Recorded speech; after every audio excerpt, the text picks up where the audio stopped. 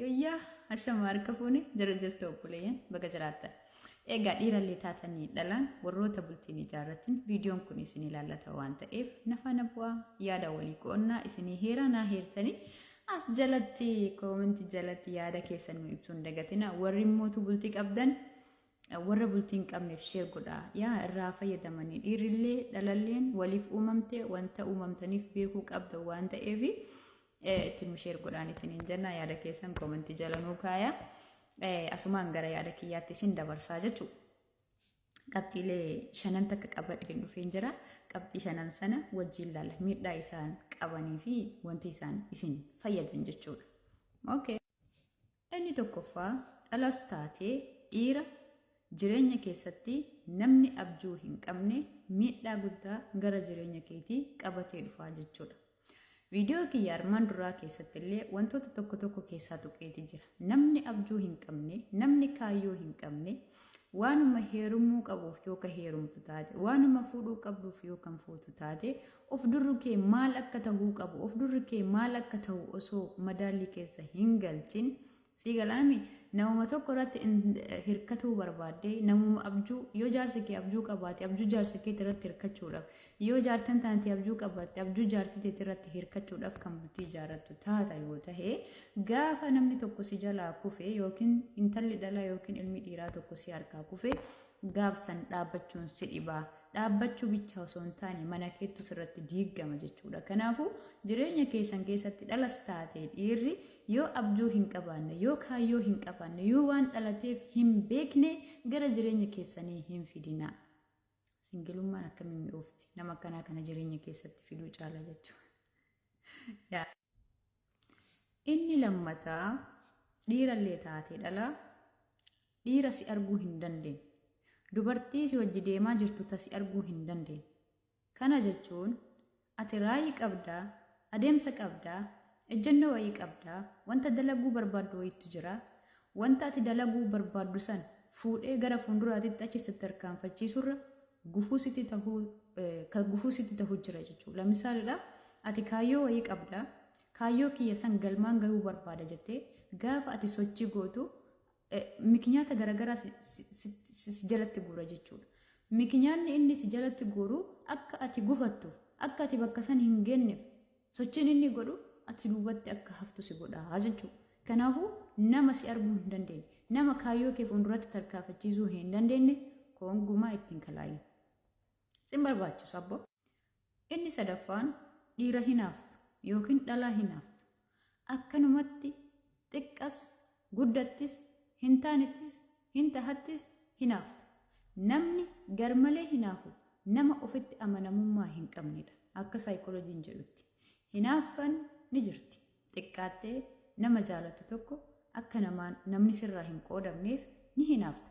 Garuu waan dhufuu fi waan tarii fi waan dhufuu deemuttillee sammuun kan kee tawashawashaa yoo ka jiraatu taate nama sanallee fayyaa hin kennitu, ofillee fayyaa hin kennitu, jireenya nama sanaatillee fayyaa hin kennitu, jireenya keetillee fayyaa hin kennitu. Kanaafuu wal fuutanii gadalii seentanii jechuudha. Tamaam. Namni gaafa waan tokko irratti irra deddeebiidhaan dubbii eegalee irra deddeebiidhaan dubbatee irra deddeebiidhaan gaafa dubbatu jireenyi nama sanaa harkaa maal taati dadhabaa deemti jechuudha. Jireenyi dadhabaa deemti jechuun immoo atii fi namni sunillee carraan gargar bahuudhaa ni guddataa jechuudha. Kanaafuu nama garmalee sitti hinaafu jireenya kee balleessa waan taateef hinaaffaa hin barbaachisu. Nama ofitti amanamummaa hin qabnetu garmalee hinaafa waan taateef nama akkanaa kana jireenya keessan keessa koonguma fidinu. Ani jaaladhaa, isiin jaaladhaa itti hinaafaa, isin jaaladhaa itti hinaafaa miraami. Hinaaffaa qaqalloo, hinaaffaa bareedduu, sigalee hinaaffaa abbaan manaa keessirraa jaalatu. Hinaaffaa haati manaa teessirraa jaalattu akkasii hinaafi malee sigalee cabaa fi kufattillee afaan banaa oolta taana nama san birattillee hin xiqqaatti jaalalillee hin baddi. Hinaaffaan garmalee namtichi akkasii sun ofitti amanamummaa waan hin qabneef akkas ta'a malee waan jaalala kee qabuufi miti. Tamaam. Kanaafuu nama akkasii sanirraa of eeggadhaan isin hin jenna. Inni afuraffaan kanamee wanti dhiirati irratti kennee haalaallu jechuudha. Dhiira harma haadhaan gu'in. dhiira harma haadhaan gu'initti gaafa heerumtu murteen inni murteessu murtee haadhaa murtee maatii ta'a jechuudha. Namni tokko gaafa osoo hin bilchaatin bilchina sammuu osoo hin godhatin jireenyi tiyya maalitti akka deemaa jirtu maalitti akka oofu maalitti akka garagalchaa jira jedhee madaalli jireenyaa kan hin qabnetti yoo kan heerumtu yookiin nama akkasii kan fuutu yoo ta'e murteessaa jireenya keetiis osoo hin taane maatii kee ta'a jechuudha. Jireenyi immoo gaafa namni sadi keessa galuu eegale hin baddi malee hin toltu. Tamam.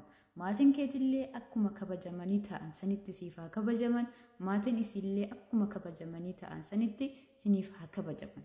Tamam. Maatiin as gubbarra nu jiran jechuudha. Sigal garuu immoo namni jireenya ofii murteessee jireenya ofirratti invest sammuu isaa gochuu hin dandeenye jireenya bultiidhaa oofuu hin danda'u waan ta'eef nama kanarrallee of eeggachuu qabdan jechuudha. Meeqoo waan tokko gaafate ittiin mari'attu meeqoo haadhatii gaafadha. Meeqoo haadhatii gaafadha jedha inni illee haadha gaafata. Isilleen haadha gaafatti taanaan jireenya keessan ofii keessanii osoo hin taane kan oofaa jirtan maatii keessantu isin jalatti oofaa jira jechuudha. Jireenyi sana immoo boodarratti gaafa wanti wayii uumamte dhufaniiti abboon talateen akkana godhiif abboo ilma keenya akkana godhiif jechuudha dhufa. Gaafa kana isin lama walitti bu'iinsatu dhufa waan ta'e nama ofii isaatii muree murteessuu danda'u dhiirallee tahee dhala nama ofii jireenya ofiitirratti murteessuu dandeettu nama ofirratti murteessuu danda'u ta'uu qaba ilmi dhiirallee osoo bultii hin ijaaratin intalli dhalaa takkallee jechuudha. Of gahuu qabdanii jechuudha walumaa galatti. Tamam. Inni shanaffaa fi inni dhuma nama simiidhu jechuudha. Namni tokko jaalala keessaa durreen ilmoo miitii akkuma jedhan sana namni tokko jaalala fakkeessee jireenya fakkeessee jechuudha. Yaadota tokko sirratti fe'a. Lamsaadha nama hamilee keessa hin eegne, nama haasawa keessatti hin eegganne, nama jecha keessatti hin eegganne, nama yeroo wajji haasoftu haasawa keessatti kabaja siin laanne dhiirallee taatee dhala jireenya kana keessatti yeroo dheeraa wajji jiraachuuf deemtanii kaayyoon keessan nama guyyaa lama guyyaa tokko jiraate adda bahuu miti bultiif waliin deemaa jirtanii haadha ilmaa abbaa ilmaa waliin tahaa jirtanii kabajni achi keessatti waliif gaafa dubbii tokko deddeebistan gaafa haasawa tokko walii deebistan kabajni achi keessa hin jiru taanan jechoota wal miitan jechoota walitti tartan taanan bultiin sun gaafa itti seentanii keessa seentaniillee bultii gammachuu qabdu jireenya gammachuu qabdu jiraatu hin dandeettan jechuudha. Kanaafuu namoota wanta shanan kana ofirraa qaban haasawa keessan keessatti irratti argitan taanan dhiirallee haa taatu dhala bultii keessatti faayidaa isinii hin qabdu waan ta'eef yookiin faayidaa isinii hin qabu waan ta'eef jireenya keessan keessaa ganamumaan baasa. Bultii jechuun jarmaa xiqqaa jechuudha. Jarmaa xiqqaa jechuun immoo wanta boruu guddatee isinii galee beekaa keessatti horattan kan biyya bitu keessatti horattan aalima keessatti horattan isinii galee namoota ciccimoo jarmaa san keessaa baasuu deemtan waan ta'eef jalqabarraa yoo jalli isaa hin tolin gubbaa isaa tolchuu hin dandeettan. Kanaafuu nama gara jireenyatti waliin deemtan tokko wagguu wajji haasoftan haasofni isaa miizaanaawii ta'uu qaba. Namni jireenya keessatti kaayyoo jiraatu oofu kana keessatti yoo mul'ata hin qabaatin kaayyoo jireenya jiraatuuf kanaaf kaka'umsa yoo hin qabaatin bultii ijaaratteen yookiin fuudheen qofti bu'aa hin qabu jechuudha. Yeroo ammaa kanaafi barri durii fi barri ammaa tokko miti. Namoyyuu raayii qabaachuu qaba, kaayyoo qabaachuu qaba. Yoo kaayyoon hin jiraanne yoo tokkotti hirkatuuf qofa walitti gadabalamu taate kuni boruu irratti dhiibbaa gurguddaa fidaa deema waan taateef isinis hin fayyadu nama isinitti dhufu sanillee hin fayyadu jechuudha. Kanaafuu isin yoo nama guddaa taata yoo raayii qabaatta yoo ejjennoon keessan fagoo ta'e namoota akkanaa kanaan gaafa walitti dabalamtan ejjennoon keessan san isin harkaa balleessaa deema jechuudha. Because waan isinii malu isintu beeka waan na bira jiru isiniin biraan gahee sheer walii godhaa.